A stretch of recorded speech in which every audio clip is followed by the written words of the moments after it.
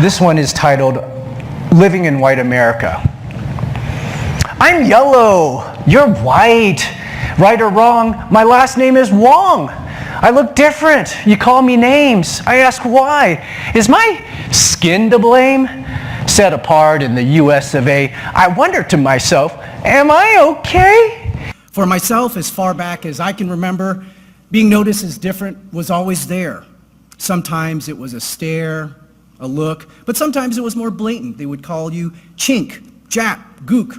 You'd also hear the mocking of your language, xing chong chong, pushing back your eyelids, references to Bruce Lee, Kung Fu, every Asian caricature you can think of, I've heard it.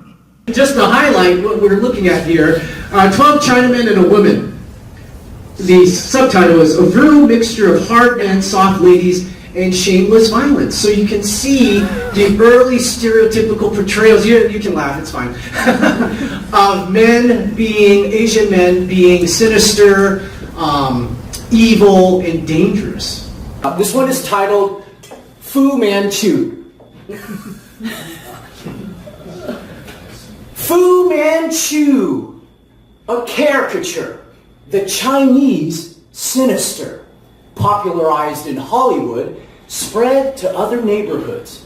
The Chinese came in the 1840s looking for gold, mocked by society. Whites said, "Oh, sasawi." Built the railroads, treacherous work, the transcontinental, you should be thankful.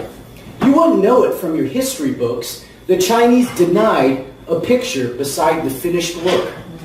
But women are portrayed as sinister, deceitful, as I mentioned earlier, but also sexually willing of sorts.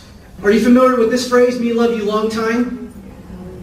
This song came out a few years ago called Asian Girls. It was on TMZ, so on and so forth. It was so explicit, I can't even show you anything but the chorus line, which, so here are some of the lyrics. I love your sticky rice, blanking all night. I love your creamy yellow thighs, slanted eyes. You're here legally, so baby, marry me. Sit on my lap or we'll send you back. You're my Asian girl. And you know, when you watch the video, you're my Asian girl. I mean, there's just this possessiveness that comes over the singers. As 13 years of age and had established himself as an up-and-coming chef, but they also had an eye towards the future. This was their passport picture. You can see Dad is, well, everybody's shell-shocked. So when my father was 31 and Mom was 27, and despite not knowing one word of English, they said, we gotta go. They decided to uproot their lives and start all over in Seattle, Washington. My dad was sponsored by a restaurant to be the main chef, and shortly after they arrived, my mom was able to find a job as a waitress at a neighboring Chinese restaurant. But legally, we fit under the category of the permanent resident. However, at the time, when I had the green card, this is what it looked like. It said resident alien. They've since changed that to say permanent resident. But imagine, whenever you're going on trips, you gotta see this alien next to your name. And for so many years, I just hated that piece because I saw myself, I thought this is how I perceive the country must see me, as an alien, a foreigner, an outcast. Duty, respect, loyalty, obedience, honor unto death. And how do you regain that honor if you dishonor your family or culture? In the samurai culture, you killed yourself.